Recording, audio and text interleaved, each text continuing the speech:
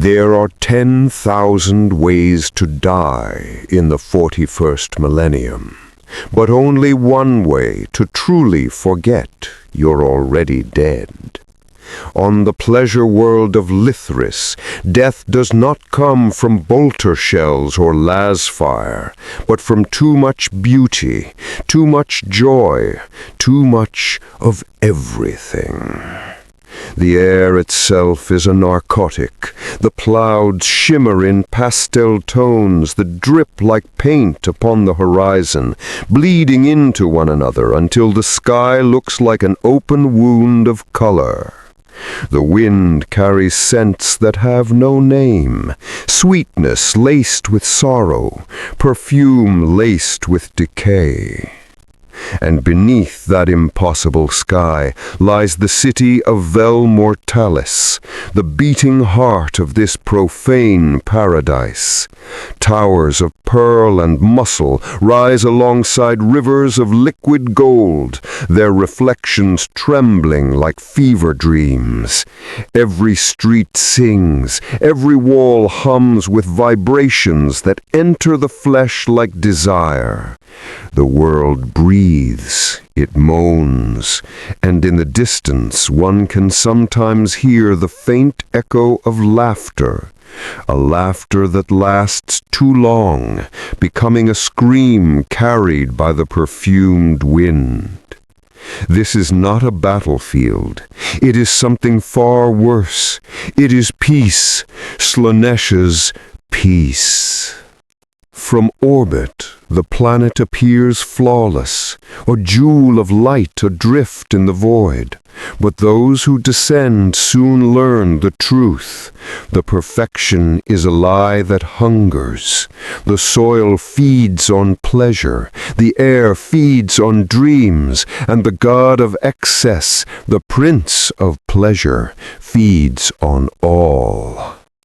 Our story begins as a transport shuttle breaks through Lithris's glittering atmosphere.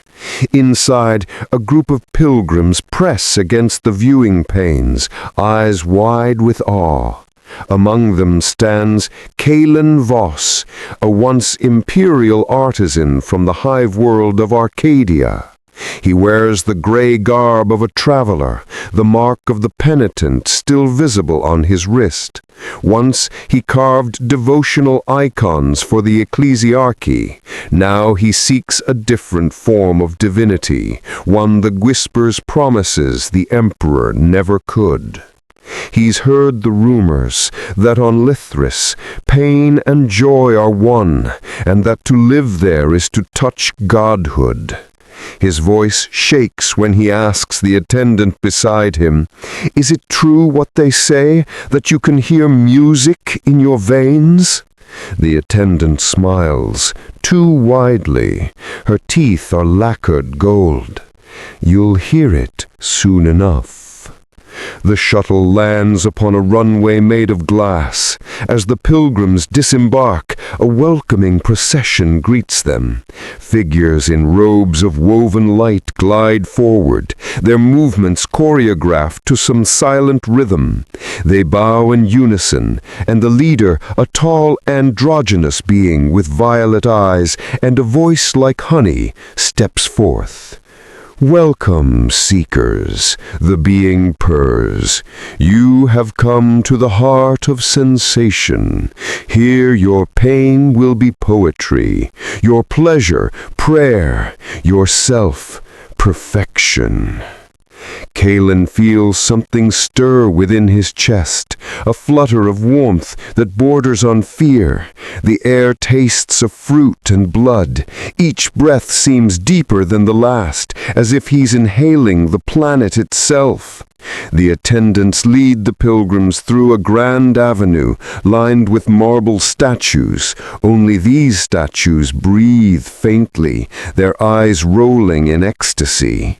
Music hums from invisible choirs. The cobblestones pulse like the surface of a heart. Lithris welcomes them not as guests, but as sacrifices that do not yet know they are prey.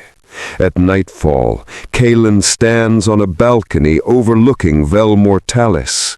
Below, the city's lights flicker in shifting hues, rose, gold, violet. Every window glows with movement, and the air trembles with laughter, song, and the sighs of countless unseen throats.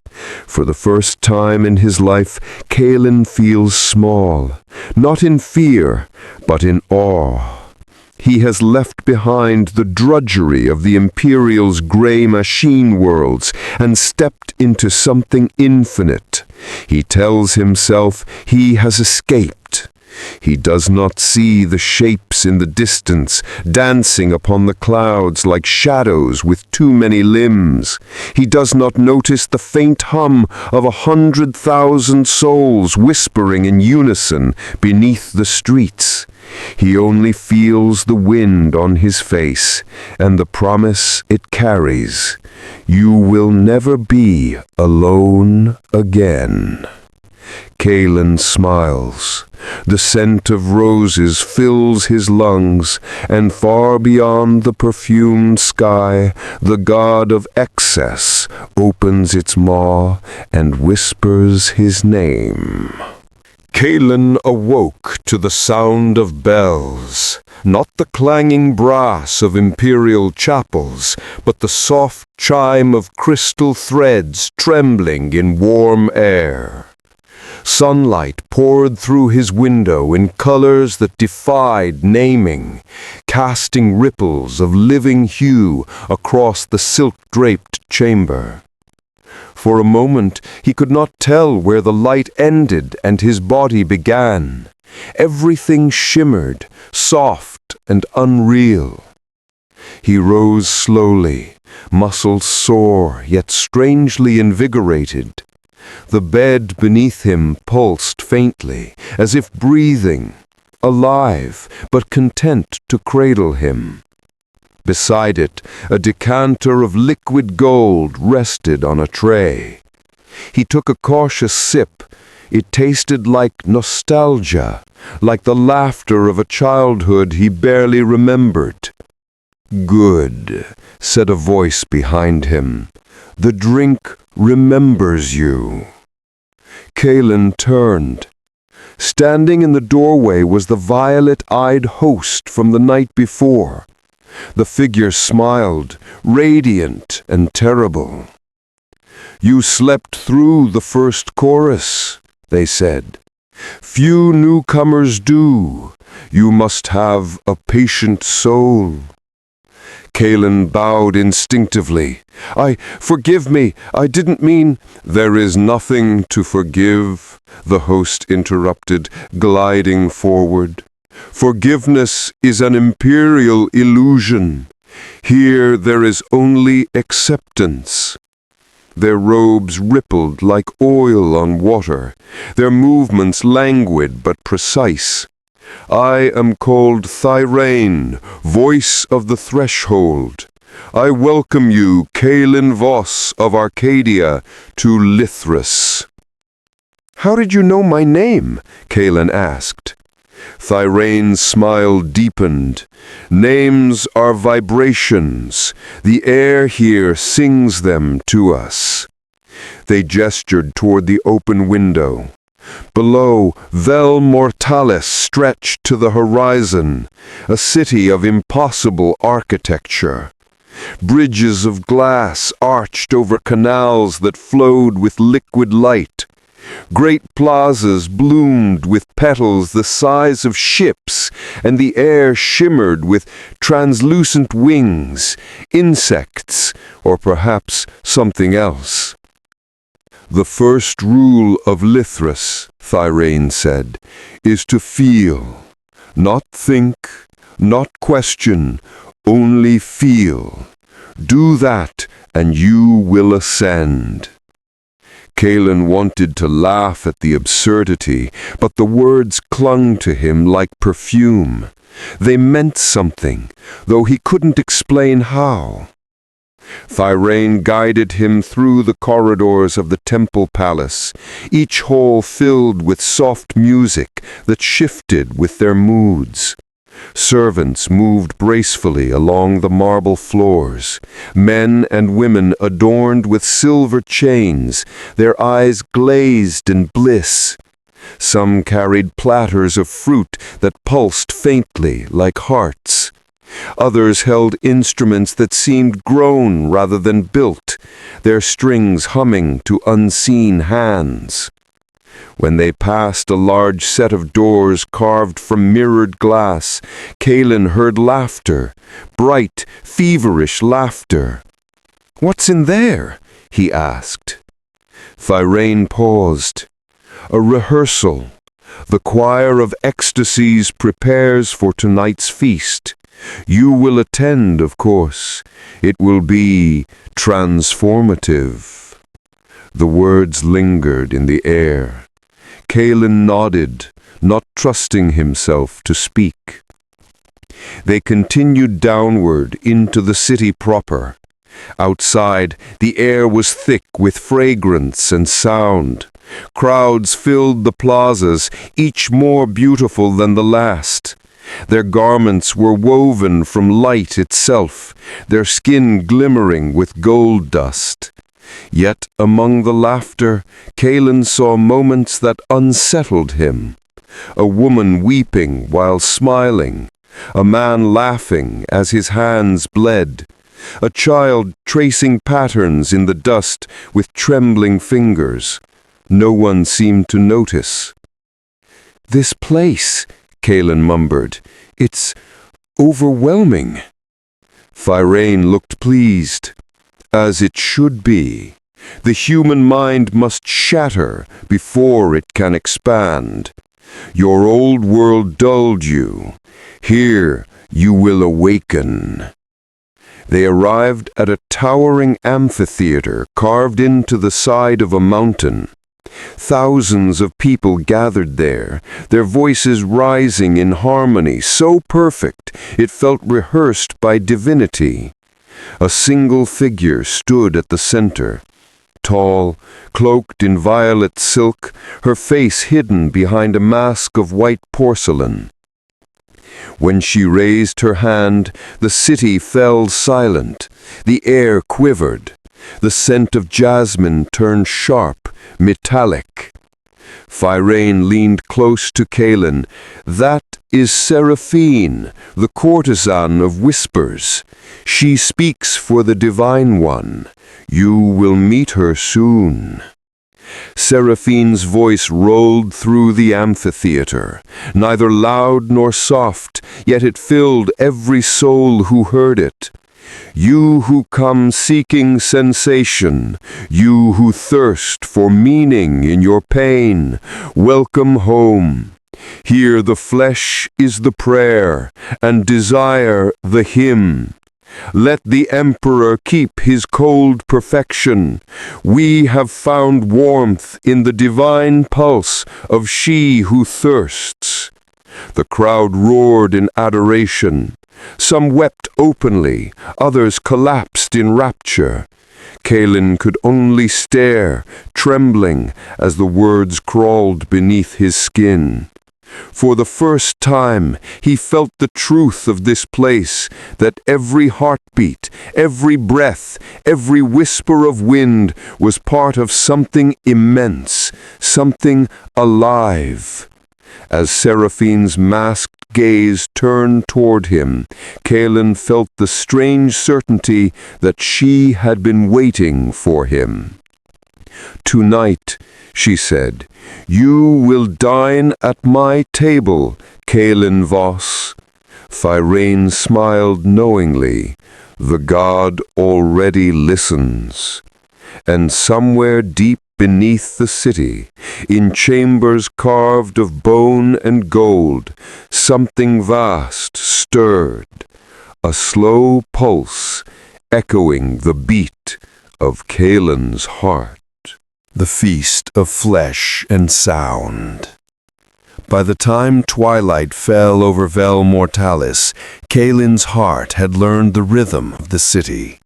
The sun died in soft convulsions of color, bleeding violet into gold, gold into crimson. The night did not descend, it bloomed. Music unfurled from every window, threads of sound weaving into a living symphony that filled the air like breath. He was led by servants draped in translucent veils to the upper terraces of the Hall of Resonance, where Seraphine's feast would take place. From a distance the hall looked carved from glass. Up close he saw the truth. Its walls were flesh, pale and glistening, pulsating faintly as if inhaling the night itself. When he passed through the arched entrance, it shivered around him like wet silk. Within, a banquet stretched beyond sight. Tables of black crystal shimmered with steaming dishes, jeweled fruits, still twitching cuts of meat, bowls of shimmering nectar that emitted faint songs as if each drop had a voice. Attendants poured wine from living amphorae whose surfaces trembled like skin. The scent was maddening, spiced sugar, charred roses, and the faint metallic trace of blood. Kalen took his seat among other pilgrims, most of them newly arrived, their eyes wide and dilated. Across from him, a woman in ivory robes wept as she ate, her tears glistening like pearls. To his right, a man leaned forward, whispering ecstatically, "Each bite is better than the last, each sound sweeter. Don't stop, you can't stop." And then Seraphine appeared. The courtesan of whispers moved with a grace that broke the laws of motion.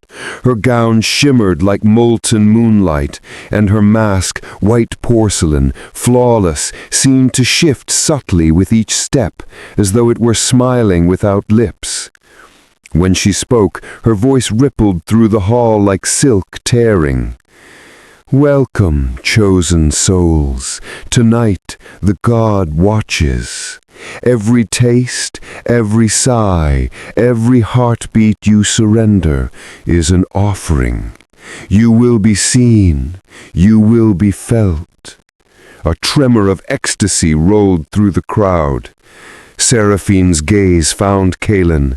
"You, the artist, you will begin the feast. Tell us what you taste, and let your words paint it for us." Kalen hesitated. His throat was dry, but her eyes, twin pools of violet flame behind the mask, pinned him in place.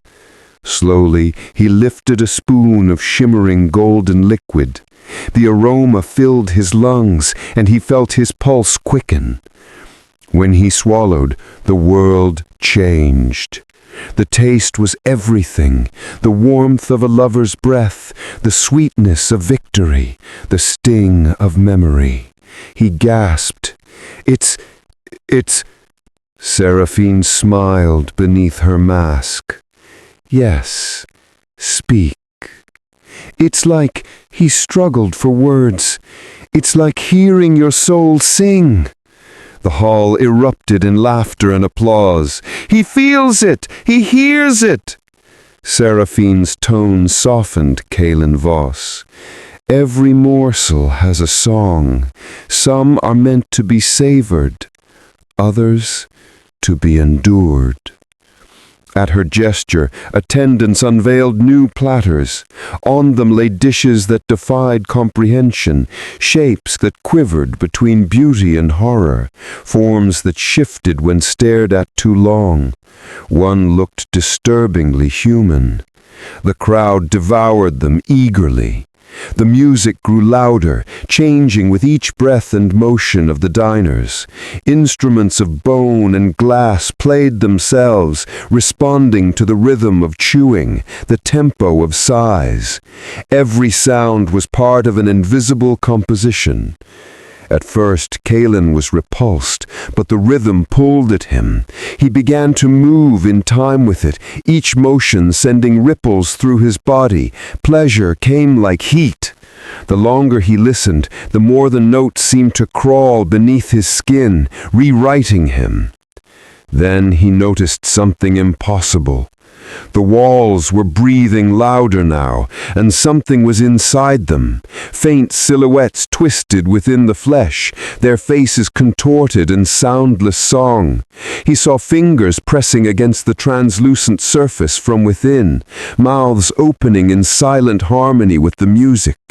He blinked, but they were still there. The realization struck him like a cold blade. The hall was alive, and its song was not being played for them, but by them. He turned toward Seraphine, horrified, but she was watching him, unmoving, radiant, terrible. "Do you see now?" she whispered. "Perfection demands participation." Her words were almost kind. Then she clapped her hands. The hall quivered, the music shifted from harmony to frenzy. Pilgrims rose, laughing and sobbing, tearing at food, at each other, at themselves. Kalen tried to stand, but his limbs felt heavy, his veins aflame with sound. The god was in the air, in the flesh, in the walls, and now inside him. He screamed, but the scream came out as a melody, pure and beautiful. And as his voice joined the others, Seraphine's laughter rose above the chaos, soft and ecstatic. "Now you begin to understand. This is only the first course." When Kalen awoke, it was to silence. A deep, heavy silence that pressed against his skull like a memory he wasn't supposed to have. The music was gone, the laughter vanished, only the faint hum of his own pulse filled the air. He was lying on a marble floor, his cheek against something warm. When he moved, it shifted beneath him. He looked down. The floor was veined with pink and gold, not marble at all, but petrified flesh. Veins glowed faintly beneath its surface, pulsing to a rhythm his own heart soon followed. The hall was empty now, except for the remnants of the feast. Overturned chalices, spilled nectar, scraps of shimmering fabric. The air smelled of perfume and burnt sugar, and something else, faint but unmistakable, blood. He staggered to his feet. His robes clung damply to his skin. Streaks of gold and red marked his hands. He didn't remember spilling wine. He didn't remember much of anything. Then came the voice. "Do not be afraid." It was soft, almost gentle, yet it filled the chamber like thunder. From the far end of the hall, a figure approached, barefoot upon the breathing floor. Her mask was gone now, her face was unveiled. Seraphine. She was human, and yet not. Her features were too symmetrical, her beauty too deliberate. Her eyes, once violet behind porcelain, now shimmered with liquid color, like oil on a black sea. Her lips curved in a smile that was both kind and cruel. "You survived," she said, stopping before him. "That pleases me." Kalen tried to bow, but his knees shook. What happened? The others? They sang too loud. They were heard, and thus they were taken. But your song was different. You hesitated. You felt the terror beneath the beauty. That is why you are still here. Her hand reached out, gloved in silk that shimmered like starlight. When she touched his cheek, pleasure and pain collided in a burst of white behind his eyes. He gasped, half in agony, half in awe. Do you feel that? The line between agony and ecstasy? That edge is where divinity begins. He tried to pull away, but his body betrayed him, trembling with shameful delight. "I don't understand," he managed to say. "Of course you don't. The Imperium taught you to fear the flesh, to bury it beneath faith and obedience. But the flesh is truth, Kalen Voss. It remembers what the mind forgets. It worships even when the tongue refuses." She circled him slowly like a sculptor examining marble before the first cut. "You were an artist once, were you not?" "Yes," he said hoarsely. "I carved saints. I made beauty for others to worship." Seraphine smiled faintly. "Then you already understand what it means to create something greater than yourself. But tell me, did you ever carve until your fingers bled? Did you ever bleed and love it?" Kalen stared at her. "No." "Then you never truly made art," she said softly. Her eyes held his, unblinking. The air thickened with scent, roses and smoke. He could feel his pulse racing again, faster now, syncing with hers. She reached into the folds of her gown and drew out a small curved blade, not metal, but bone polished to a mirror sheen. "Fear not," she murmured. "This is not punishment. This is revelation." Before he could speak, she pressed the blade against his palm and drew it slowly across the flesh. The pain was immediate, sharp, pure, undeniable, but it did not burn. It sang. He felt the vibration hum up his arm, through his chest, into his skull. He gasped, half in agony, half in awe. "Listen, your blood is your instrument, every drop a note, every scar a hymn. The God listens." She lifted his bleeding hand and pressed her lips to it. The wound closed instantly, leaving a faint golden scar. Kalen shuddered. He wanted to weep, to run, to kneel. He didn't know which.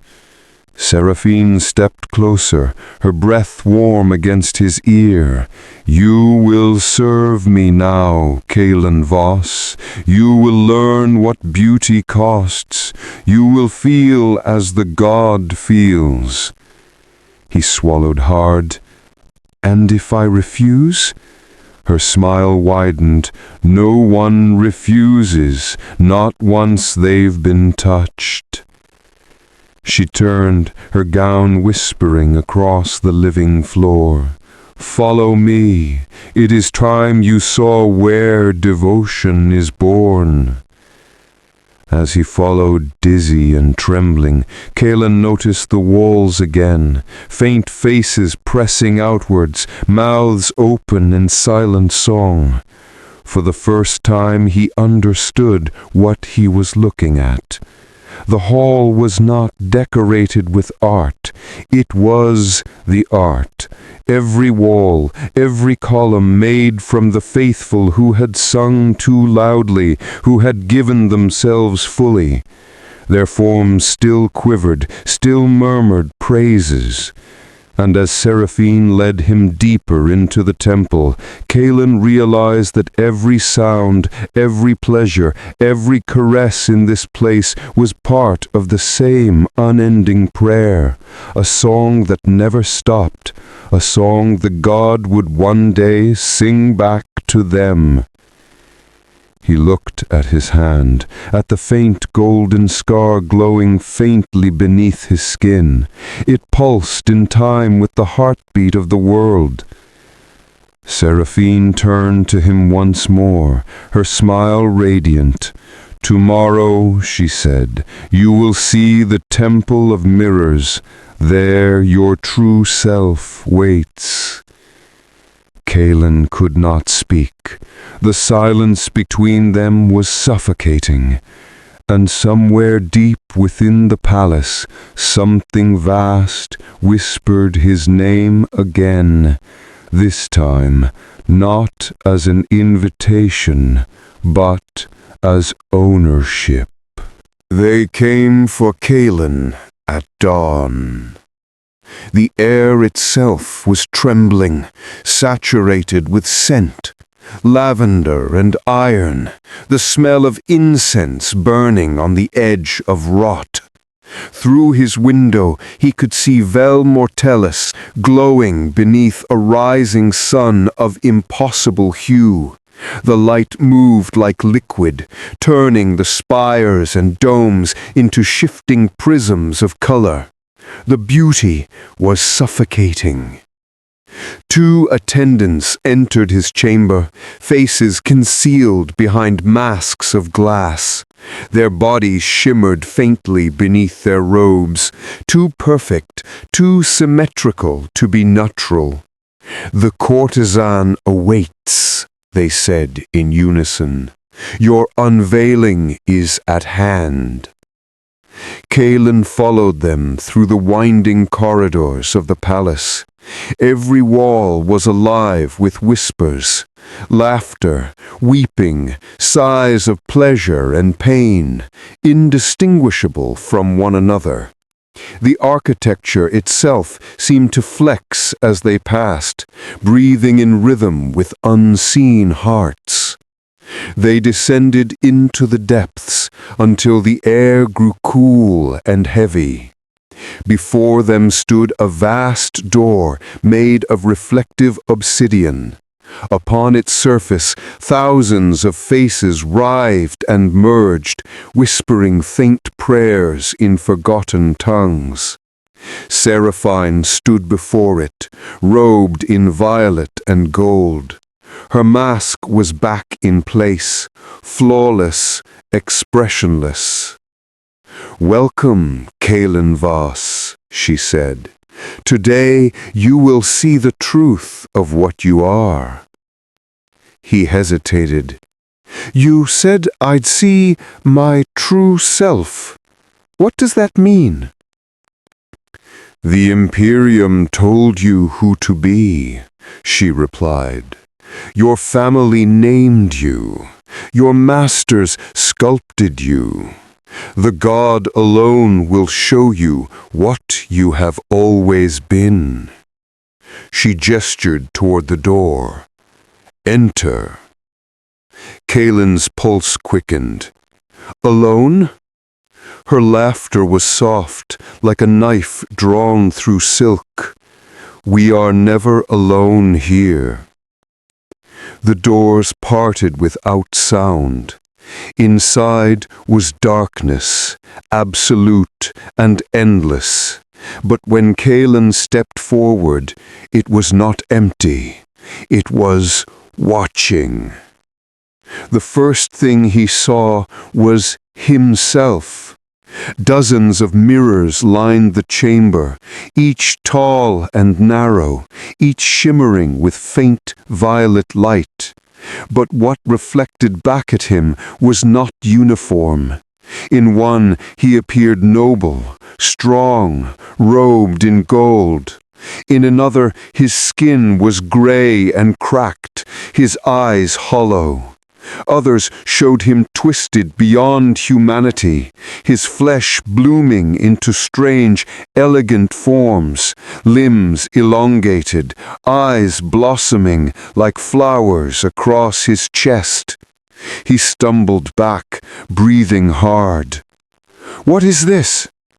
Seraphine's voice echoed around him, though she stood nowhere visible.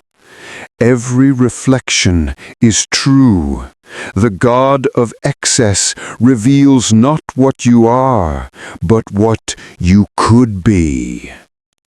He approached one mirror, a beautiful version of himself, divine and radiant. His reflection smiled, but his own mouth did not move. "I can make you eternal," it whispered. He turned sharply. The mirror beside it showed him screaming, his face stretched into impossible shapes. "All you must do," said the second reflection, "is surrender." The chamber began to hum. The air vibrated. The mirrors rippled like disturbed water. Faces and bodies merged, twisted, dissolved. The reflections began to move independently, stepping closer, grinning, whispering. Kaelin's heart pounded. "Seraphine!" Her voice was calm, almost loving. "Do not resist. Let them show you what you hide from yourself." He tried to look away, but the mirrors drew his gaze back like gravity. The reflections now moved in harmony, mouths opening in perfect sync.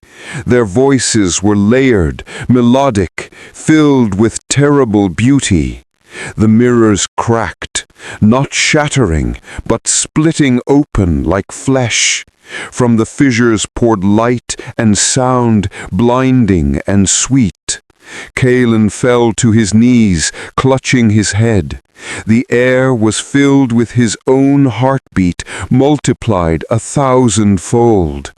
Visions consumed him, cities of gold where mortals danced until their bones sang, oceans of living color that screamed in ecstasy, angels of impossible form whispering his name.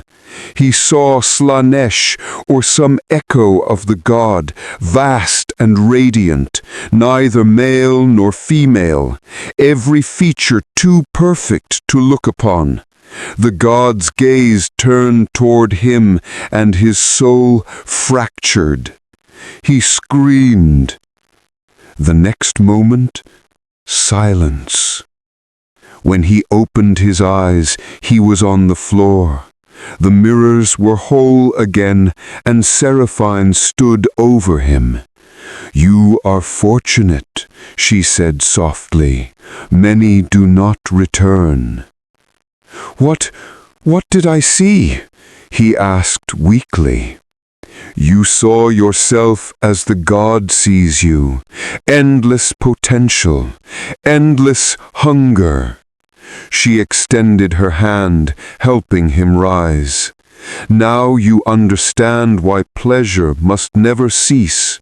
To stop feeling is to die. To feel is to become divine." Kaelin looked into her mask, into the faint reflection of his own trembling face. Something inside him shifted. The fear remained, but it was joined by fascination, by yearning. He whispered, "What happens next?" Seraphine's head tilted slightly, a gesture that might have been affection. "Next," she said, "you will listen." She gestured toward the far end of the chamber, where a staircase descended into darkness. From below came the faintest echo of a sound, haunting, melodic, and alive. "It is time you heard the symphony," she said, "the sound that devours." Kaelin hesitated, but her hand was already at his back, guiding him forward.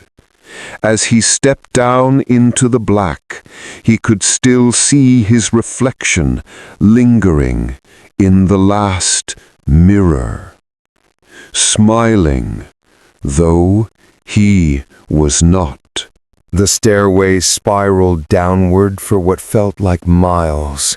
There was no light, no wall, no wind, only vibration. The air itself thrummed, like the deep pulse of an ancient engine. Callan could feel it through his bones.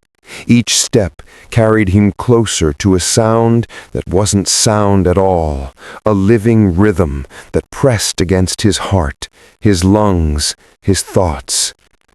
He began to lose track of time. His breath came in sync with the invisible beat.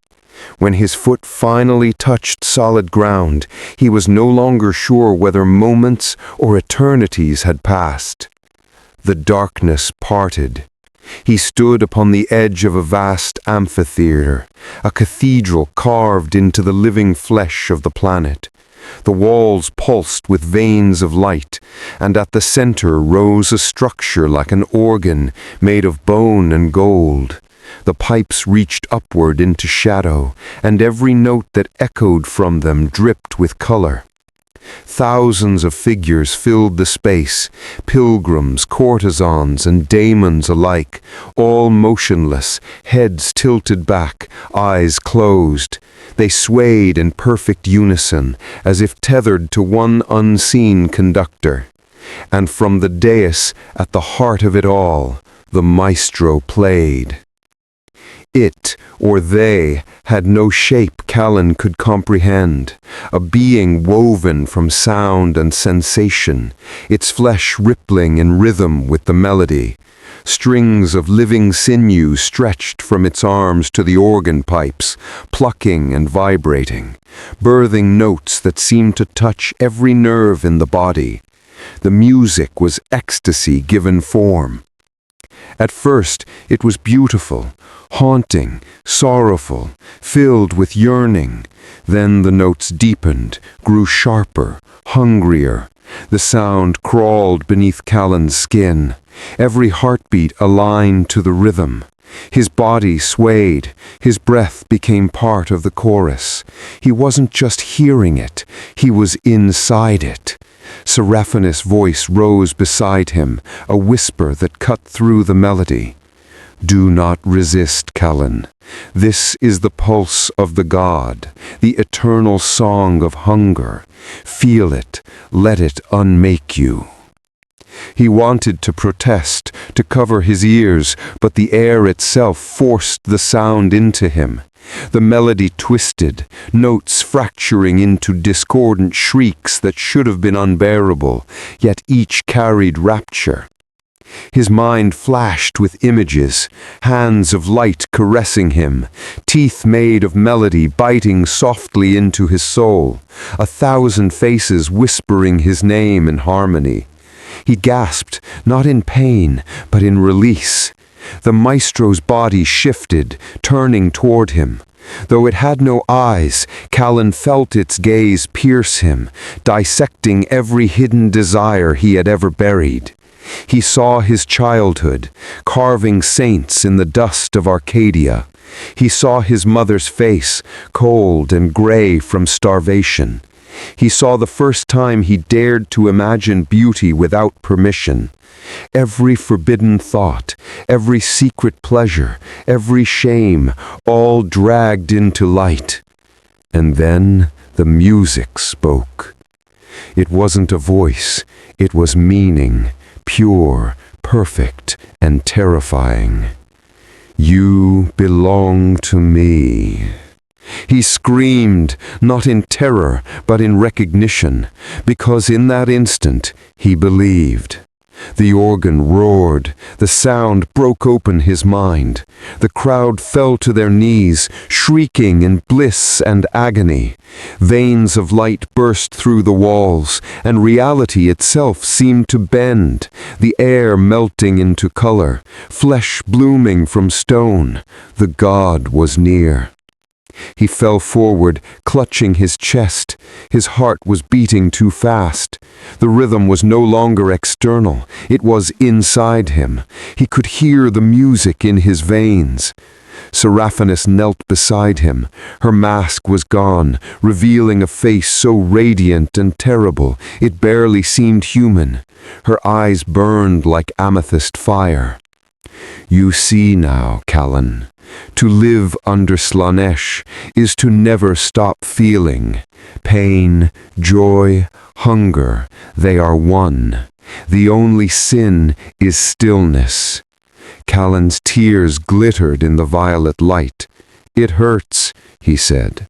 Her smile was gentle, almost maternal. "Good. The god is close when it hurts." She placed her hand upon his chest. The music surged.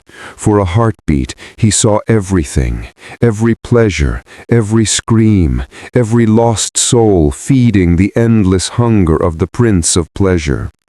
He saw entire worlds dancing themselves to death, fleets of devotees drifting through the void in rapture, demons made of song and sorrow whispering to mortals in dreams, and beneath it all, laughter, beautiful, endless laughter. When the music finally ceased, silence fell heavy as stone. The crowd collapsed, trembling. Some wept, others lay motionless, smiling. Callan looked down at his hands. They trembled, glowing faintly with the same violet hue that filled the air. He didn't know if he was blessed or cursed. Seraphinus rose, her voice echoing softly through the chamber. "You have heard the sound that devours. You have touched the edge of perfection. But remember, mortal, perfection is hunger. It will consume you, and in doing so, make you whole." Callan tried to speak, but no words came. Only a low hum escaped his lips, the melody still alive within him. She nodded approvingly. "Then it has begun." And as he looked around the cathedral, at the kneeling, trembling forms, at the walls of living flesh that pulsed in rhythm with the song, he understood what daily life under Slaanesh truly was. It wasn't endless pleasure. It was endless need. There was no dawn in the pleasure city, only shifts in sensation. The sky rippled from violet to rose to bleeding crimson, and the air changed flavor with every breath. Callan awoke not to light, but to touch, the whisper of silk, the soft pressure of unseen fingers tracing patterns over his skin. He sat up. His room was alive. The walls flexed with slow, rhythmic motion, exhaling faint perfume. The floor beneath him pulsed gently, like the back of a great slumbering beast. All around, the faint hum of distant choirs resonated, pleasure and agony indistinguishable. A plate appeared before him, summoned, not served. Upon it, fruit that glowed faintly with internal light. When he bit into one, it tasted like memory. His first snowfall on Arcadia. The laughter of a girl whose face he had long forgotten. The warmth of his father's hand. Each bite made him ache, made him remember everything he'd lost. He devoured it until tears streamed down his face. The door opened without sound. Seraphine entered, wrapped in robes of liquid metal that shimmered with every color unseen by mortal eyes. She moved like a dream. Callan's heart clenched, not from love, but from awe. "The feast begins," she said softly. "Today you learn what it means to serve through indulgence." He followed her through a corridor that opened like a wound. Beyond lay an open plaza, vast as a void ship hangar. Thousands gathered there, mortals, demons, and things between. Each wore colors so bright they hurt the eyes. Music drifted across the space, not melody this time, but rhythm, primal and intoxicating. At the center stood a table the size of a fortress wall, carved from translucent flesh-vein crystal.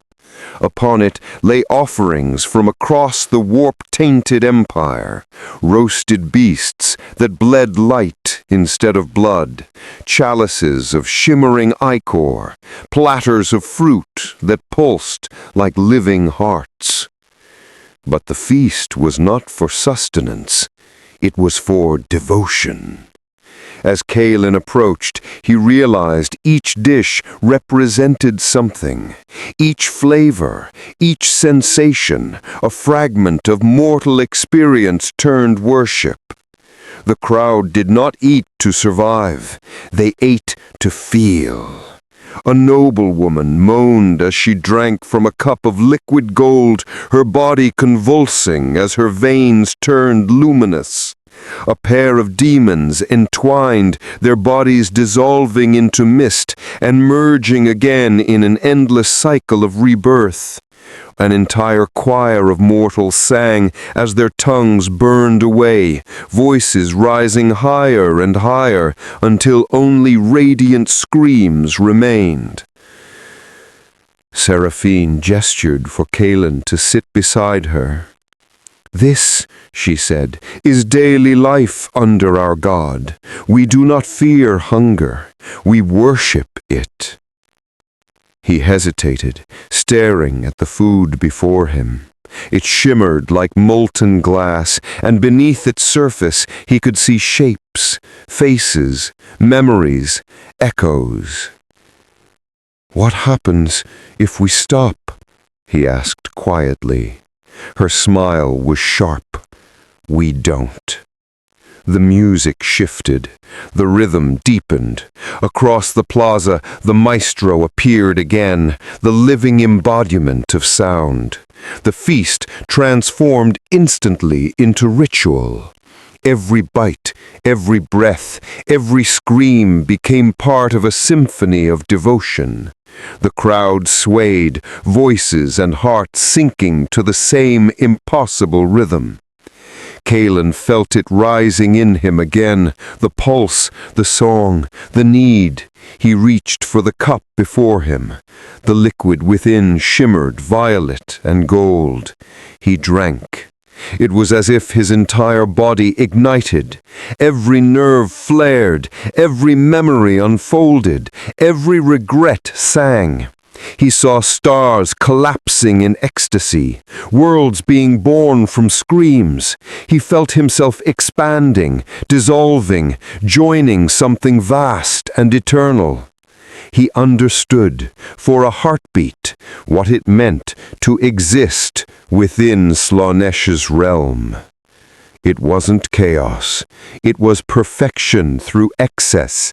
It was infinity, screaming for more. When the vision faded, he was on the ground, gasping. Around him, the feast continued, endless. Servants carved living creatures that laughed as they were devoured. Demons danced in spirals of molten gold. The air itself thrummed with the god's laughter. Seraphine knelt beside him. "You see now why none leave this place. Here every desire is fulfilled, until it is not, and then the cycle begins again." Kalen's hands shook. "But this isn't life. It's madness." "Madness," she said. "No, it's truth. Every mortal carries the seed of this hunger. The Imperium starves the soul. We set it free." She stood, extending her hand. "Come, Kalen, the god hungers. You will serve now, as artist." He looked up, dazed. Artist? Her smile widened. You will shape what others feel. That is the highest devotion of all. As they left the plaza, he turned back. The feast still raged, laughter, screaming, song, all blending into one. He realized then that no one there could stop even if they wished. The desire had devoured them completely. And as the scent of the feast faded behind him, Kaelin wondered, when had he last felt hunger that was truly his own? Kaelin was led into a cathedral unlike any he had seen before, a place where creation and corruption shared the same altar. It was called the Hall of Living Art, and every surface moved. The walls breathed, the sculptures whispered, the paintings blinked when one wasn't looking. Seraphine guided him through aisles of impossible beauty, marble statues that wept fragrant oil, portraits that changed expression as one passed, mosaics that sang with mortal voices. Each piece pulsed faintly with life. These are the works of those who learn devotion through creation, she said, her tone reverent. Each artist gives more than skill, they give self. Their souls are in the stone, their nerves in the paint. Kaelin stopped before a statue of a woman made entirely of glass. Light shone within her, refracting through veins of living gold. Her eyes were wide, filled with awe and terror. "She's alive," he whispered. Seraphine smiled faintly. Now she is art eternal, a priestess of sensation who reached perfection, frozen in the moment of enlightenment. He stepped back, heart pounding. The woman's lips trembled just slightly. A whisper escaped, faint as a breath. "Beautiful. Hurts." He flinched. Seraphine watched him with something like amusement. "You see, the line between pleasure and pain, between artist and art, is meaningless here. To create is to destroy oneself beautifully." They reached a great dais at the center of the hall. There, suspended by threads of light, floated a half-formed statue, a figure of both man and woman, angel and daemon. Its flesh rippled like liquid marble, its face still incomplete. "This one is yours," she said. He looked at her bewildered. "Mine?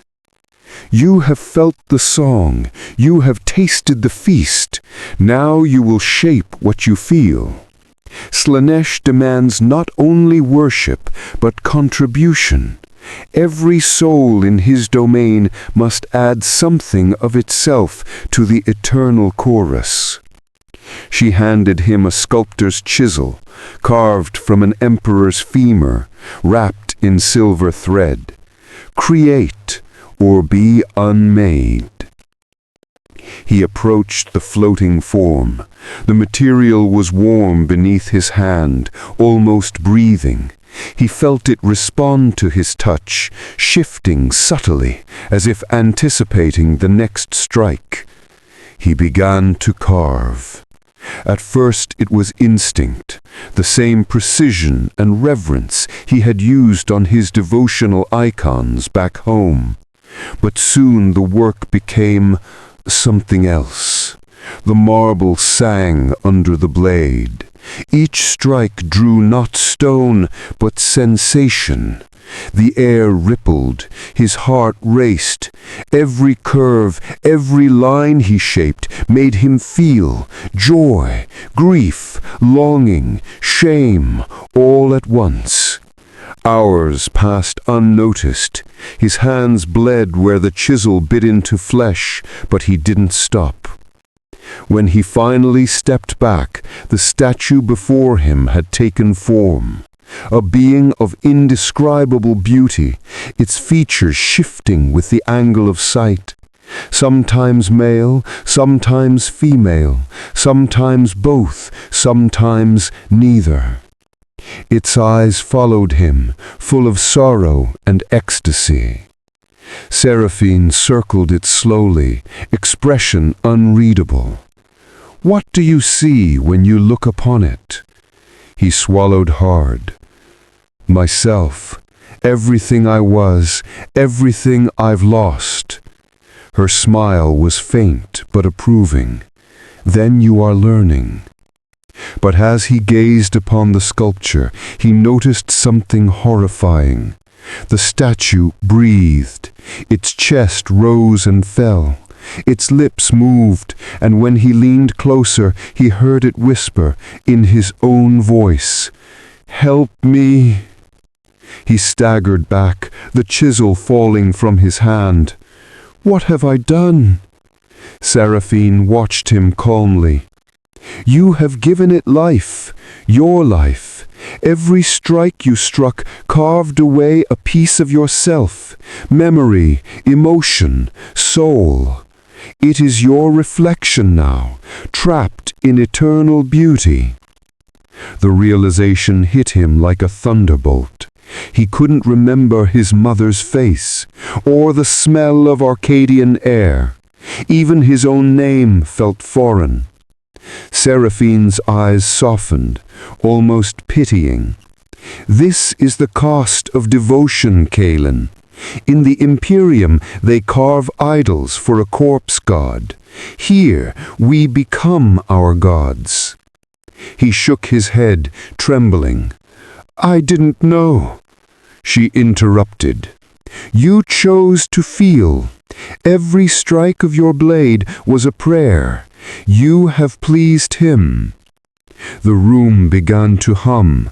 The statue glowed faintly, light seeping from its cracks like divine fire. It began to sing, a low, trembling note that filled the hall, vibrating through the flesh walls, through his bones. The other artworks joined in, paintings, statues, mosaics, all rising in harmony, their voices weaving into an impossible chorus. The Hall of Living Art became a cathedral of screams and music. Seraphine raised her hands. "The god hears," she cried. "The sculptor has bled truth into form." Kaelin fell to his knees, clutching his head as the voices merged. The sound wasn't just around him, it was inside him. He could feel his creation pulling at him, hungry for more. And somewhere, under the sound, he heard laughter, soft, mocking, familiar. Slaanesh was listening. When the light finally dimmed, Kaelin lay motionless on the floor. His statue stood silent again, perfect, radiant, eternal. Seraphine approached him and knelt beside him. "You've taken your first true step," she whispered. "Tomorrow you will understand the joy of loss." He turned his head toward her weakly. "And after that?" She smiled. "After that, you will no longer need to ask."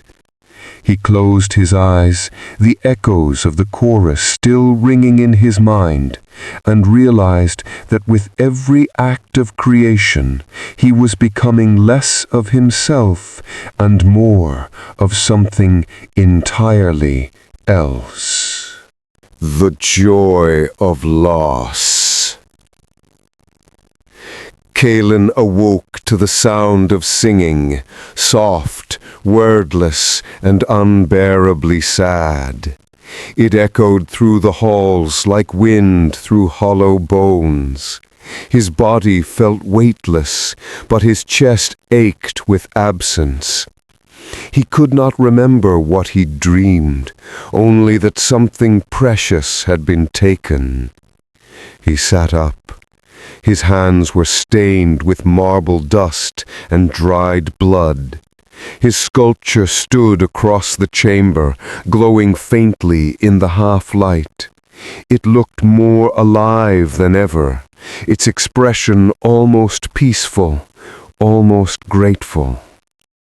Seraphine entered without sound, her robes whispering like rain.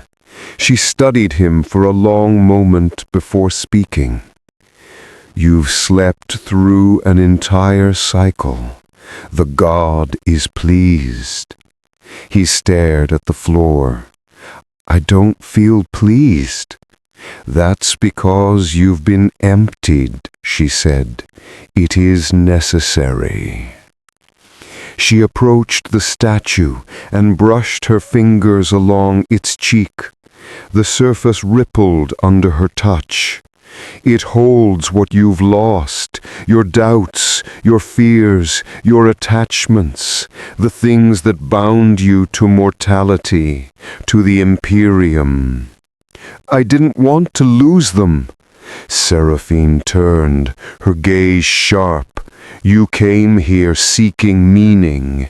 Did you think the god of excess would let you keep what made you small?" He opened his mouth to protest, but she silenced him with a raised hand. "Come, the joy of loss awaits." She led him through corridors that pulsed like arteries. The air grew colder, thinner, quieter. They entered a vast chamber carved entirely from black glass. At its center, suspended by silver chains, floated a single mirror, tall, narrow, and veiled in gauze. Around it, a circle of kneeling figures chanted softly, their bodies covered in scars shaped like script. "This is where devotion becomes truth. To serve Slaanesh fully, one must be emptied, not just of flesh, but of meaning. The self is a burden here. You will shed it." She gestured toward the mirror. "Look." Kalen stepped forward hesitantly. As he reached for the veil, the chanting deepened. The mirror began to hum. When he lifted the cloth, he saw not his reflection, but versions of himself. Each stood in a different place, in a different time. One was the boy carving saints on Arcadia. Another was the starving pilgrim on the void ship. Another, the sculptor in the pleasure city. And countless others behind them, fading into infinity. He realized what he was seeing. Every possible self he could have been. Every choice he never made. "Who am I?" he whispered. "That is the question every mortal fears. Here you may finally answer it by letting go." The mirror rippled. His reflections began to dissolve, faces melting into color and light. A voice, his own, whispered from the glass, "Do you mourn what you could have been?" He tried to look away, but the mirror held him. He saw the planet Arcadia burning, its people screaming. He saw his mother's eyes staring through smoke. He saw himself kneeling before an icon of the Emperor, praying for mercy that never came. Tears filled his eyes. "I don't want to forget," he said. Seraphine stepped closer, her voice a gentle knife. "Forget? No, my dear Kalen. You must feel it, every sorrow, every regret, and let it consume you. That is the joy of loss. Only by being devoured can you know the God's grace. The chanting grew louder. The mirror glowed. The reflections reached toward him from the other side, hands of light pressing against the glass. He felt them pulling, not his body, but his memories. He felt them unravel, thread by thread, his mother's face, his father's voice, the scent of dust after rain, the taste of rations on a dying world, all slipping away. "No!" he gasped, reaching out, but Seraphine caught his wrist. "Let it go." Her voice was both command and comfort. He looked into the mirror one last time. His reflections were gone. The glass was now a void, endless, silent, waiting. Then he understood. He stepped forward. The mirror shattered soundlessly, swallowing him whole. For an instant he was nothing, no thought, no self, no form, just sensation, endless, pure, raw. He floated in an ocean of color, surrounded by whispers of laughter and sobbing that were both his and not his. It was terrifying. It was divine. And then he was back, lying on the cold black floor. Seraphine stood above him. "Now you understand," she said softly. "To lose is not to die. It is to make room for more." He sat up, trembling. "I can't remember what I've lost." She smiled faintly. "That is the point. You are no longer bound to who you were. You are becoming what you must be." He looked down at his hands. They were glowing faintly, veins of violet light tracing across his skin.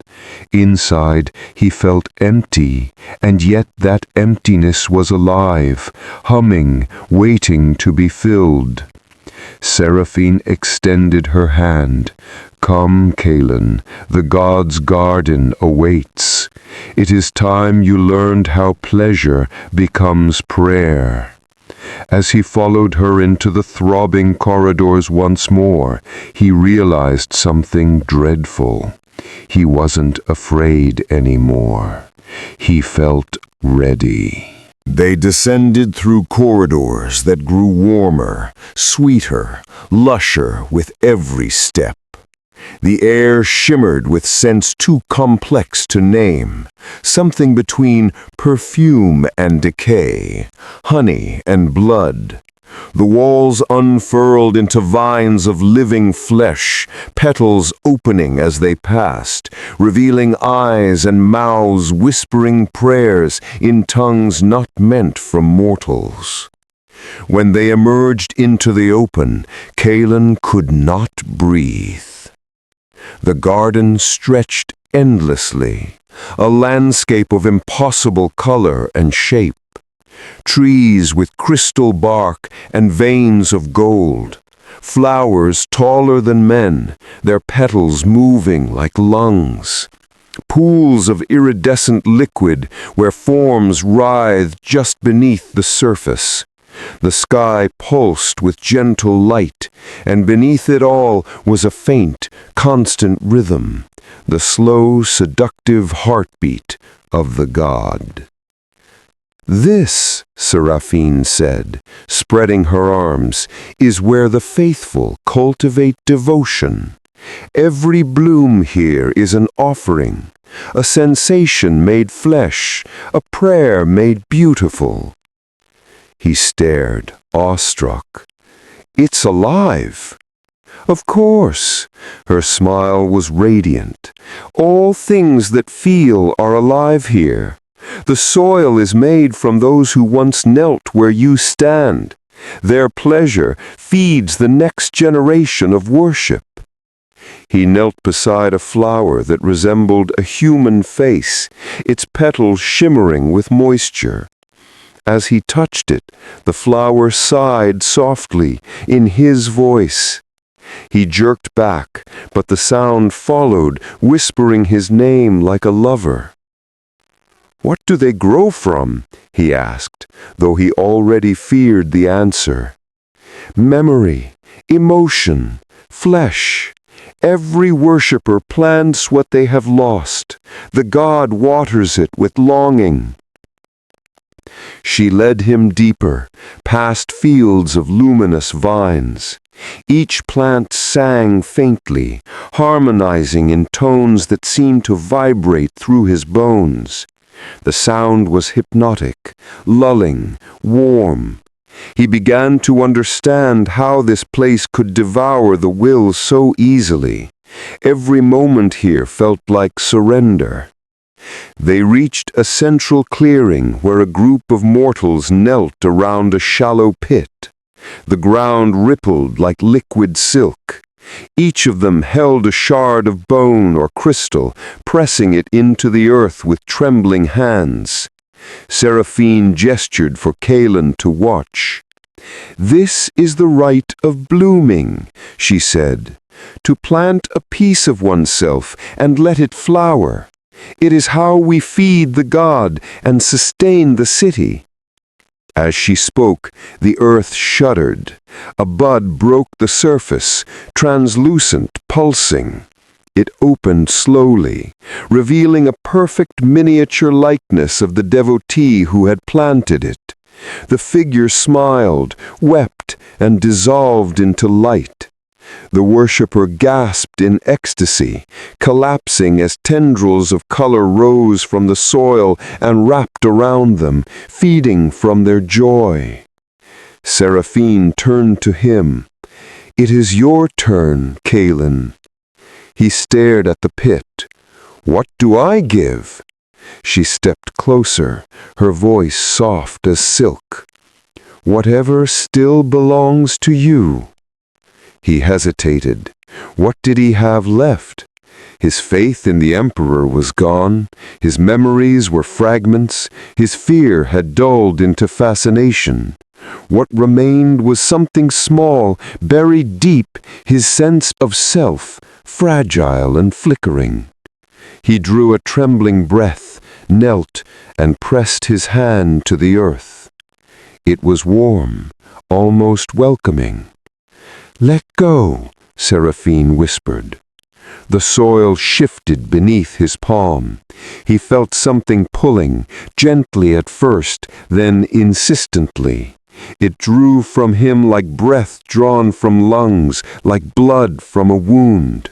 He saw flashes, his face reflected in a shard of glass, his name whispered in the dark, his mother's lullaby, all fading, melting, feeding the bloom. The ground opened. From where his hand touched, a flower grew, luminous, beautiful, terrible. Its petals were translucent, and in its heart he saw himself, not his body, but his essence, flickering like a candle. Seraphine knelt beside him, voice reverent. "You see now? You are both giver and gift.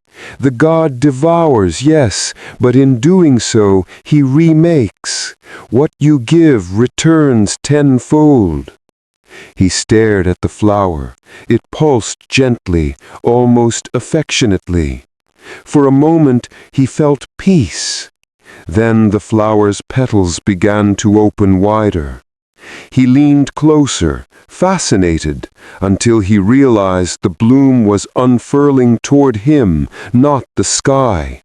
It trembled, shuddered, and then a long, delicate tendril slipped free, wrapping around his wrist. Another coiled around his arm. He tried to pull away, but Seraphine caught his face in her hands. "Do not fight it," she said softly. "It knows you. It loves you." The tendrils reached his throat. He gasped, not in pain, but in overwhelming sensation. The plant was drinking him, feeding on everything he was, but each pulse sent waves of pleasure through his body so intense it bordered on agony. He could feel himself dissolve. When it was over, he fell backwards, trembling. The flower glowed brilliantly for a heartbeat, then folded inward and went still. Seraphine looked upon it with satisfaction. "Beautiful," she said. "You have given of yourself freely. The god will remember." He lay there, chest heaving. The sky above him shimmered in violet waves. The garden's hum grew louder, deeper, as if the planet itself was sighing. "Does it ever stop?" he whispered. She smiled. "Never. Every bloom here sings forever. Their song joins the great harmony, the eternal chorus of need." As she led him away, Caiman glanced back once last time. The flower that bore his essence swayed gently in a wind that didn't exist. Its glow was fading, but its hum lingered in the air. And deep within, he felt that same hum inside his chest, echoing, pulsing, hungry. He realized then that Slaanesh's paradise was not built from beauty, but from devotion sustained by loss. And he was now part of it. The next dawn on Lithras was not heralded by light, but by sound. A deep, trembling resonance rippled through the air, low at first, like thunder rolling beneath the skin of the world. Then it rose, blossoming into song. Millions of voices sang at once, weaving pleasure and pain into perfect harmony. Cailan awoke to the vibration crawling across his body. The walls of his chamber pulsed with each note, the marble alive and warm. He sat upright, drenched in sweat, heart beating in sync with the melody. Through the arched window he could see the source, a vast procession winding through the streets of Vel Mortalis. Thousands marched in step, their bodies painted in iridescent pigment, their eyes glazed with rapture. Some carried instruments made from bone and crystal. Others simply sang with their whole beings, their throats raw, their souls laid bare. At the front of the procession floated a figure so radiant it hurt to look upon. Draped in silk that shimmered like oil on water, they hovered above the crowd, their arms outstretched, their face an androgynous mask of ecstasy. The sound emanated from them, multiplied, reshaped by every voice that followed. Seraphine entered the chamber, her golden hair threaded with living vines. "You wake for the rite of the choir. It is the heartbeat of the city, the song that keeps Slaanesh's gaze upon us." He rose unsteadily. They do this every day?" "Every hour," she corrected gently. "Without it, we would fade. Pleasure demands attention. Neglect it, and even divinity forgets you." They joined the throng in the streets. The music struck Cailan like heat. Every note seemed alive, coiling around his nerves, plucking sensations from his flesh. The closer they came to the procession's heart, the more he felt himself unraveling. He stumbled. Seraphine steadied him, her touch electric. "Breathe it in," she whispered. "Let it pass through you." The song was not merely sound, it was emotion made physical. The air shimmered with it, thick as incense. Every singer's voice blended into the next, a wave of unity that erased identity. As Cailan's own voice joined unconsciously, he felt the edges of his mind blur. Images flooded him, memories not his own. Lovers weeping in golden halls, warriors dying in rapture on fields of silk, all of it alive, all of it feeding the song.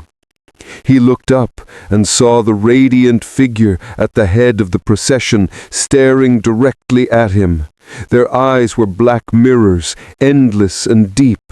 Their lips moved, and through the roar of music he felt words press against his mind, silent but unmistakable. "Sing louder, child of flesh, I can barely hear your soul." Kalen fell to his knees. His voice broke into a scream of joy and terror entwined. The crowd around him didn't notice. They too were lost in the sound, faces twisted in bliss. The song rose higher, brighter, until the air itself split. Light poured down, soft, pink, alive, and something vast shifted in the heavens. For a moment he saw it, not with his eyes, but with everything he was. The veil thinned, and through it he glimpsed the silhouette of the Prince of Pleasure, a form too perfect and too hideous to comprehend. Every curve was agony, every motion ecstasy. Its beauty was an abomination, its attention a blessing that felt like being flayed by light. The gods' laughter swept through the city, shaking towers and shattering glass. Every worshipper fell to the ground, screaming praise through tears. Kalen trembled, unable to move. He felt the god's gaze touch him, a single, languid thought brushing against his mind. Ah, new music. And then it was gone. The light faded, the song collapsed into silence. The crowd lay scattered, panting, weeping, their bodies trembling in aftermath. The radiant figure descended, their form flickering with exhaustion. Seraphine helped Kalen stand. Her smile was soft now, almost human. "You felt it," she said. I nodded weakly. It saw me." She brushed her fingers against his cheek, smearing a line of golden pigment there. "Then it will never forget you. You are part of its choir now." "But I didn't choose." "You did," she interrupted gently. "When you sang, when you felt, every heartbeat that hungers is a hymn. You chose long before you arrived." The words struck him like truth. Around them the city began to move again, laughter returning, music swelling. The worshippers smiled through their tears, already forgetting the pain of divine contact. Kalen stood amongst them, his hands shaking. The melody still echoed faintly inside his skull, soft and warm. It whispered a promise he could not resist. There is always a higher note. He closed his eyes, and for the first time he didn't know if he was still praying or simply craving. Vel Mortalis glowed brighter that night than it ever had before. From the highest spires to the molten rivers below, every inch of the city pulsed with renewed fervor. The rite of the choir had pleased their god, and pleasure was both their tribute and their reward. For Kalen, the world had never felt so alive. Colors seemed to breathe, the air hummed against his skin. Even the shadows had a rhythm, shifting and sighing in time with some invisible music. He no longer needed to eat or sleep. Every moment was sustenance, every sensation a meal. Seraphine led him through the pleasure halls of the Crimson Palace, where noble patrons and fallen angels indulged in the artistry of excess.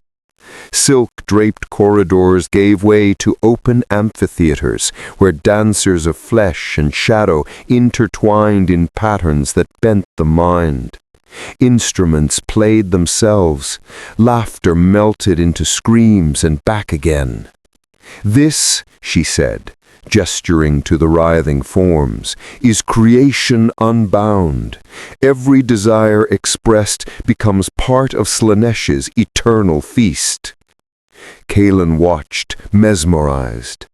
"They're offering themselves?" "They are sharing themselves," she corrected. "Here, nothing is lost, only transformed.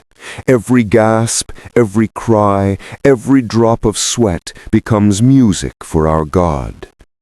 He tried to look away but couldn't. The dancer's movement seemed to slow, synchronizing with his heartbeat. Each motion called to something deep inside him, something he hadn't known was there.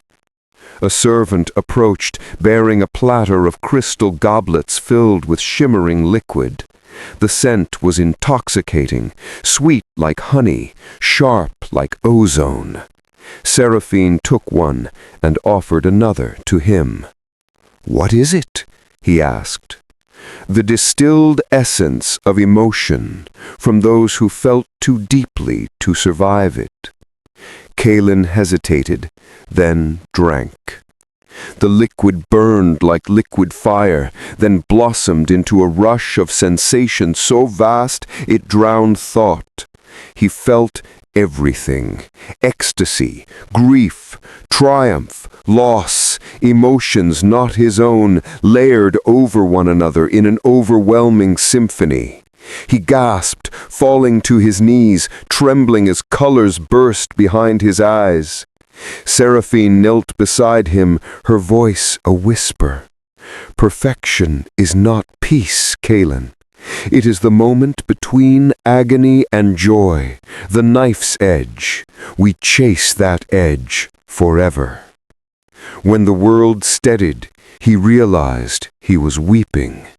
He looked up at her and saw not a daemon, not a monster, but a being of unbearable beauty, sorrow and rapture bound in the same form. "Why show me this?" he asked. "Why me?" "Because you still remember restraint, and restraint is flavor. Slaanesh adores contrast. The purest pleasure comes from those who once knew denial."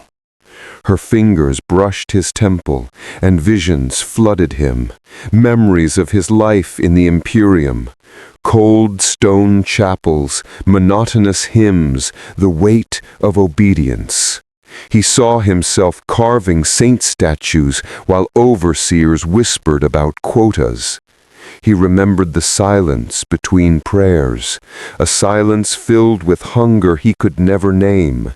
That same hunger now sang inside him, given voice at last.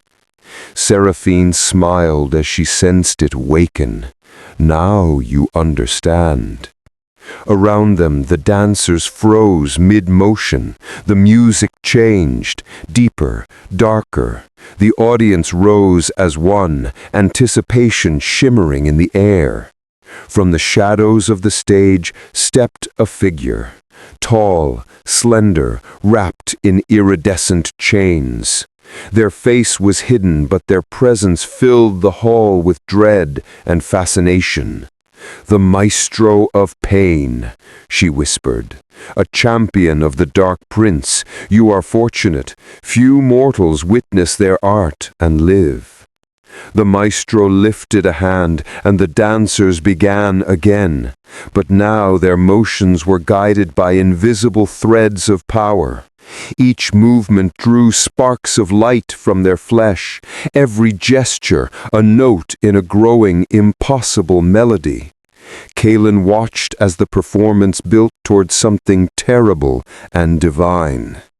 When the climax came, it shattered his understanding of beauty. The final note resonated so deeply that glass cracked, hearts stopped, and 100 souls burst into ecstasy so pure it killed them instantly. Silence followed. Then thunderous applause. Kaelin sat trembling, unable to tell if he was horrified or enthralled. Seraphine leaned close. "Do you see now? In Slaanesh's realm there is no difference between creation and destruction. To make beauty is to destroy limits. To feel fully is to die a little." Her words lingered as the maestro's gaze swept the crowd and stopped on Kaelin. The champion's eyes, golden and pitiless, seemed to pierce through his flesh. The chains around their form shimmered. A single word echoed in his mind. "Come." Seraphine's smile faltered. "They have noticed you. The god's attention spreads." Kaelin swallowed hard, torn between terror and yearning. The maestro extended a hand. The air between them rippled with power and promise. He knew he should run, but instead he stepped forward. The music began anew, and the world dissolved into color. Vel Mortalis glowed brighter that night than it ever had before. From the highest spires to the molten rivers below, every inch of the city pulsed with renewed fervor. The rite of the choir had pleased their god, and pleasure was both their tribute and their reward. For Kaelin, the world had never felt so alive. Colors seemed to breathe, the air hummed against his skin. Even the shadows had a rhythm, shifting and sighing in time with some invisible music. He no longer needed to eat or sleep. Every moment was sustenance, every sensation a meal. Seraphine led him through the pleasure halls of the Crimson Palace, where noble patrons and fallen angels indulged in the artistry of excess. Silk-draped corridors gave way to open amphitheaters, where dancers of flesh and shadow intertwined in patterns that bent the mind. Instruments played themselves.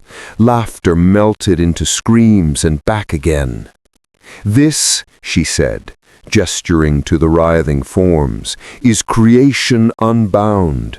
Every desire expressed becomes part of Slaanesh's eternal feast." Kaelin watched, mesmerized. "They're offering themselves?" "They are sharing themselves," she corrected. "Here, nothing is lost, only transformed. Every gasp, every cry, every drop of sweat becomes music for our God." He tried to look away but couldn't. The dancer's movement seemed to slow, synchronizing with his heartbeat. Each motion called to something deep inside him, something he hadn't known was there. A servant approached, bearing a platter of crystal goblets filled with shimmering liquid. The scent was intoxicating, sweet like honey, sharp like ozone. Seraphine took one and offered another to him. "What is it?" he asked. "The distilled essence of emotion, from those who felt too deeply to survive it." Kaelin hesitated, then drank. The liquid burned like liquid fire, then blossomed into a rush of sensation so vast it drowned thought. He felt everything: ecstasy, grief, triumph, loss, emotions not his own, layered over one another in an overwhelming symphony.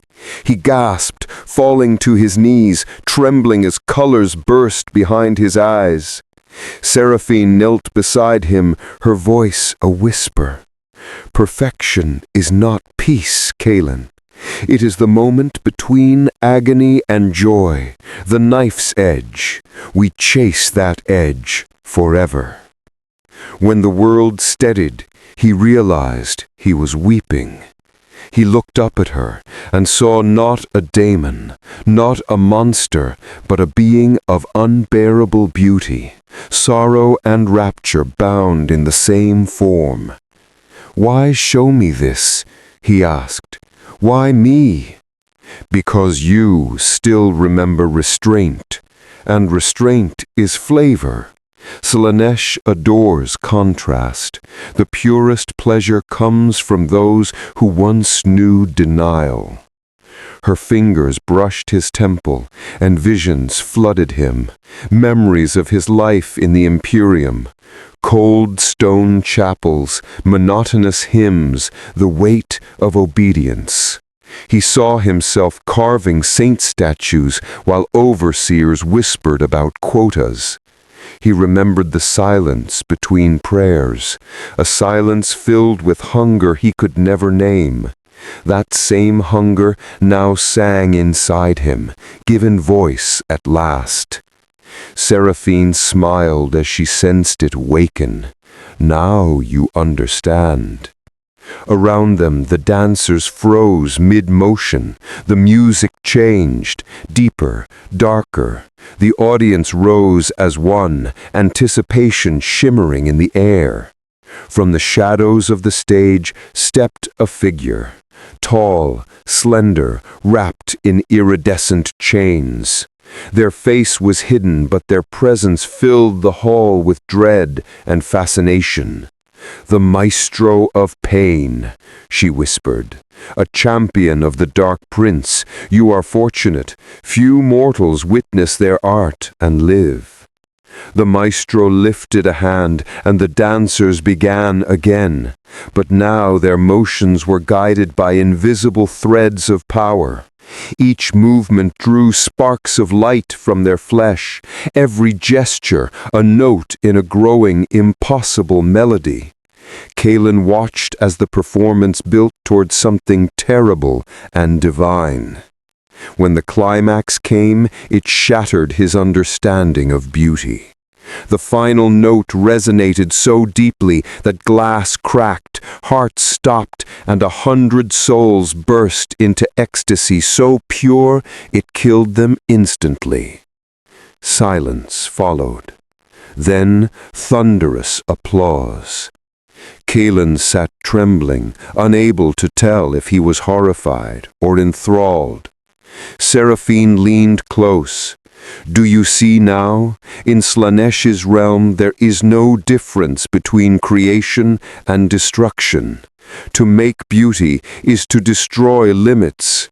To feel fully is to die a little." Her words lingered as the Maestro's gaze swept the crowd and stopped on Kalen. The champion's eyes, golden and pitiless, seemed to pierce through his flesh. The chains around their form shimmered. A single word echoed in his mind. "Come." Seraphine's smile faltered. "They have noticed you. The god's attention spreads." Kalen swallowed hard, torn between terror and yearning. The Maestro extended a hand. The air between them rippled with power and promise. He knew he should run, but instead he stepped forward. The music began anew, and the world dissolved into color. The Maestro's touch was neither gentle nor cruel. It simply was, the embodiment of absolute will. When Kalen's hand met theirs, reality warped around the contact. The hall dissolved into blinding color and sound. Sensation became structure. Thought became music. He could feel each molecule of himself vibrating in tune with the demon's rhythm. When the world reformed, he stood in a chamber without walls, a void of living silk that pulsed like the inside of a heart. Suspended before him, the Maestro hovered, their body woven from light and agony. The chains that wrapped them shimmered with purpose, linking their form to the unseen, each one a conduit of souls. "Do not speak," came the voice, though the maestro's lips never moved. "Words are boundaries. Here there are none." Kalen opened his mouth anyway, a tremor escaping. "Why me?" The demon smiled, a movement of skin and shadow that promised both death and ecstasy. "Because you still remember. Memory tastes divine." They gestured, and a symphony erupted from the air itself. Thousands of voices, human, xenos, demon, screaming in harmony. The floor beneath Kalen became translucent, revealing writhing figures beneath. Souls twisted into instruments, their faces locked in eternal song. "This," the maestro said, "is the orchestra of the faithful." Each one offered themselves to Slaanesh willingly. Each one desired to be felt forever. Kalen stumbled back, nausea and awe battling within him. "They're alive?" "They are more than alive. They are art." A tendril of golden light reached toward him, brushing his chest. Where it touched, he saw memories burst open, his childhood, his failures, his secret cravings. Each emotion turned into a note, rising into the symphony. He fell to his knees. "Stop, please!" The demon tilted their head, curious. "You still think this is torment? You still cling to shame?" Chains slithered across the air, wrapping gently around his arms and neck. "Let me show you how small your suffering truly is." The world bloomed. Every nerve in Kalen's body ignited. Pleasure and pain fused into one searing sensation that stripped away fear, thought, and self. He screamed, not in agony, not in delight, but in the raw shock of infinity pressing through his veins. Visions cascaded around him, seraphic demons weeping in pleasure, mortals dissolving into clouds of scent and song, stars burning with the laughter of gods. Each moment was unbearable, and yet he couldn't look away. "This," the maestro said, "is what mortals call perfection. It is endless becoming, the constant shedding of lesser forms." A pause. "Tell me, Kalen Voss, icon sculptor, child of grey worlds, do you still believe in your emperor?" Kalen tried to speak, but the sound came out as a sob. I don't know." The demon's laughter was beautiful and terrible. "Then you are ready." They reached into his chest, not tearing, but opening. The sensation was exquisite and horrifying all at once. From within they drew a faint light, a shard of his soul, glowing like amber in their palm. "Do you see? Even your fear is a flavor. Even your restraint is music." They placed the light back inside him. He gasped as his vision cleared, colors dimming to something almost human again. The maestro regarded him with something like affection. "You are not yet complete, but you could be.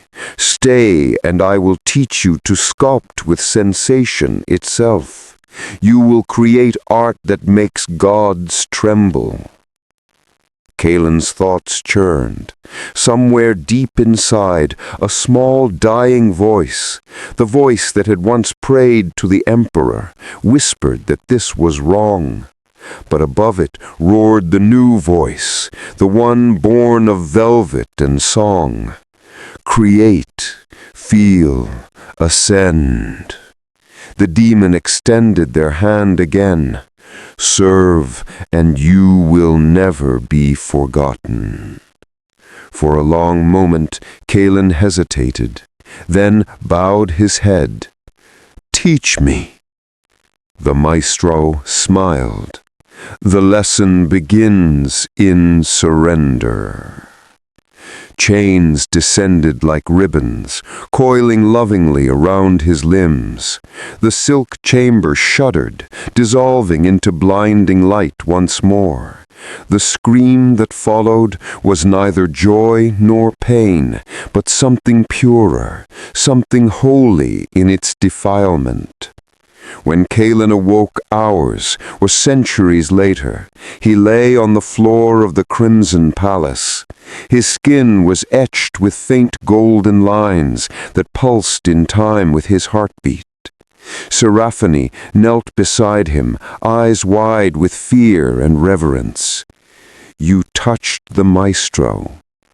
Kalen smiled faintly. No, I heard them. What did you hear?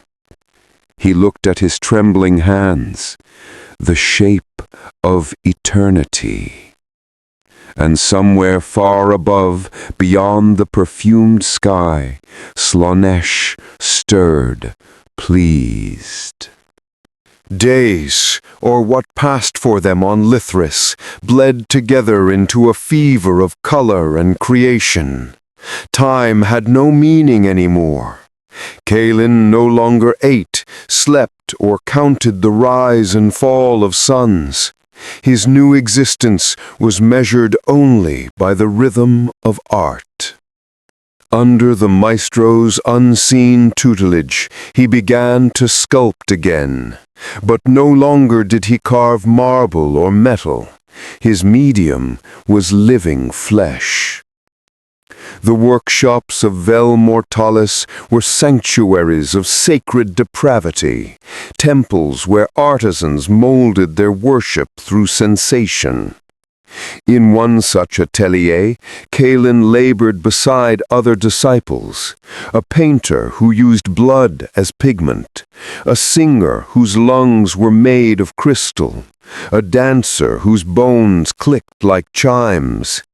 Each of them worked in reverence, guided by whispers only they could hear.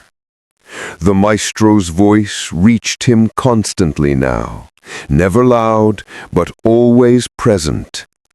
Perfection demands sacrifice. Do not fear the scream. It is applause in the Dark Prince's ears. His first work was tentative. A human figure formed from pliant synth skin, its features trembling as if remembering life.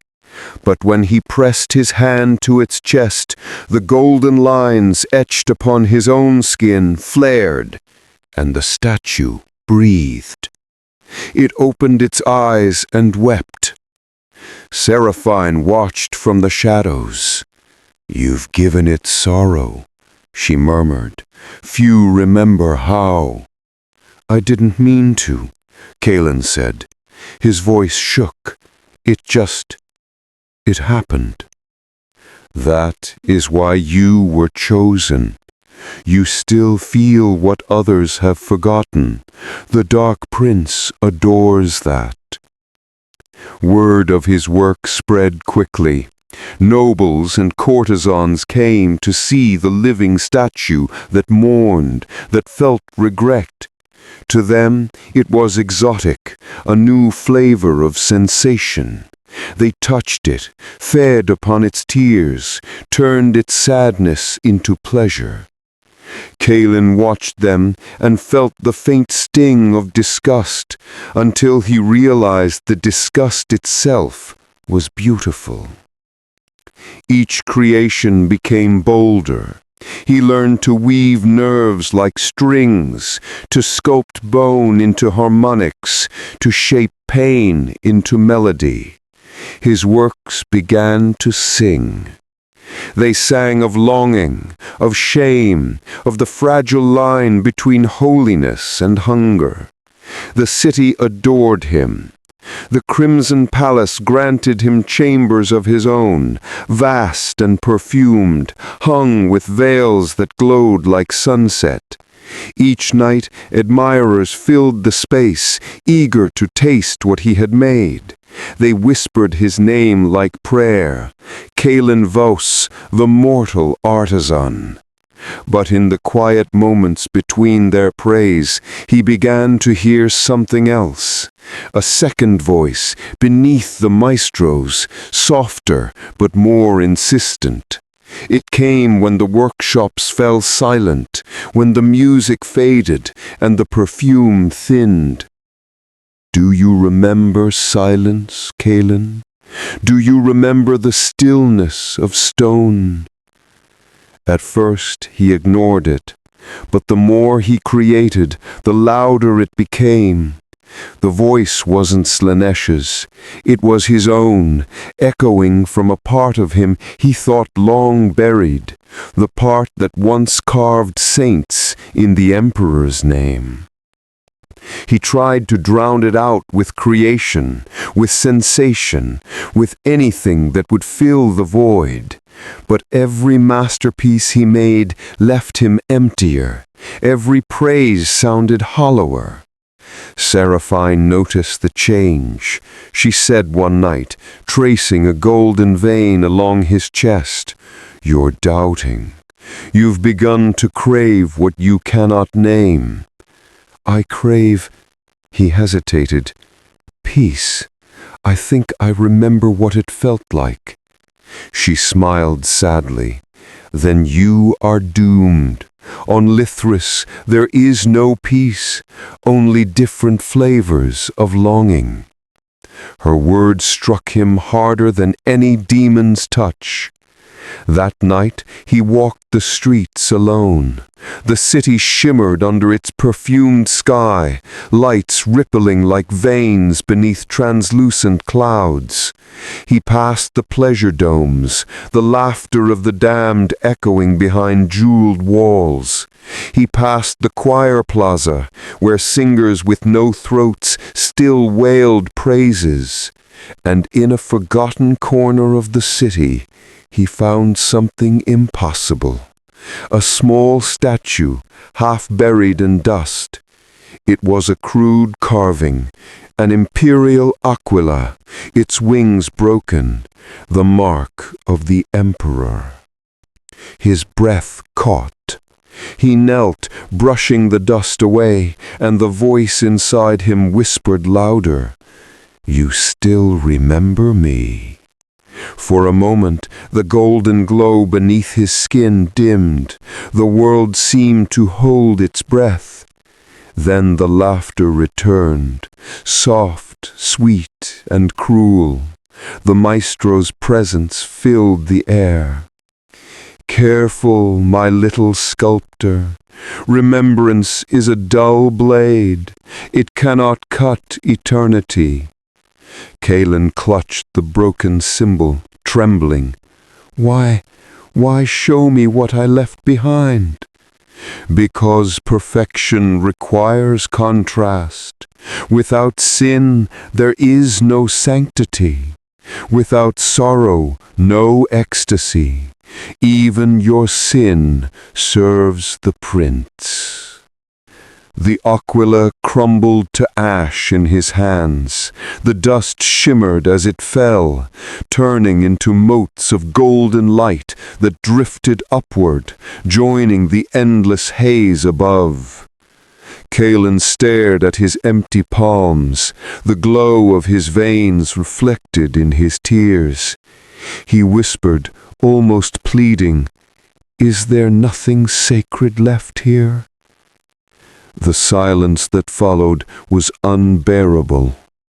Then, faintly, came the maestro's reply, half laughter, half caress. "Only what you are willing to destroy." The day Vel Mortalis fell began like any other, in beauty too blinding to bear. The sky rippled with pink auroras, and the rivers ran thick with perfume. But beneath the shimmering perfection, something had changed. Kalen felt it the moment he awoke. The golden veins beneath his skin pulsed irregularly, as if something inside him resisted the rhythm of the city. The air that once intoxicated him now felt heavy. Each breath carried a faint taste of ash. He walked through the streets, and the people, those radiant, hollow-eyed celebrants of the Dark Prince, seemed less alive than before. They smiled, yes, but their laughter faltered. Their movements were desperate, frantic. It was as if they sensed that something divine was slipping away, and in their terror they sought more sensation, more worship, more pain. At the edge of the plaza of the choir, Kalen saw the truth. The maestro was gone. Their statue, a towering monument of singing flesh, now stood silent, cracking from within. The melody that once filled every breath of the city had stopped. Seraphine found him there, her eyes wild with panic. "It's fading. The god's attention drifts. The song weakens." "Why?" Kalen asked, though he already knew. She looked at him as if he was the answer and the curse. "Because of you. You've broken the rhythm. You've remembered something else, something the Dark Prince cannot consume." Kalen's throat tightened. "I didn't mean to." Seraphine seized his arm. "Meaning is irrelevant. You carry dissonance, a song that doesn't belong here. It's tearing the city apart." The ground trembled beneath them. Cracks split the marble streets. The rivers of gold turned black. The scent of perfume curdled into rot. From the towers above, screams began to echo, not the screams of pleasure Vel Mortalis was known for, but fear, true fear. Kalen looked up. The sky, once perfumed silk, began to bleed. A rift tore across the heavens, revealing the warp beyond.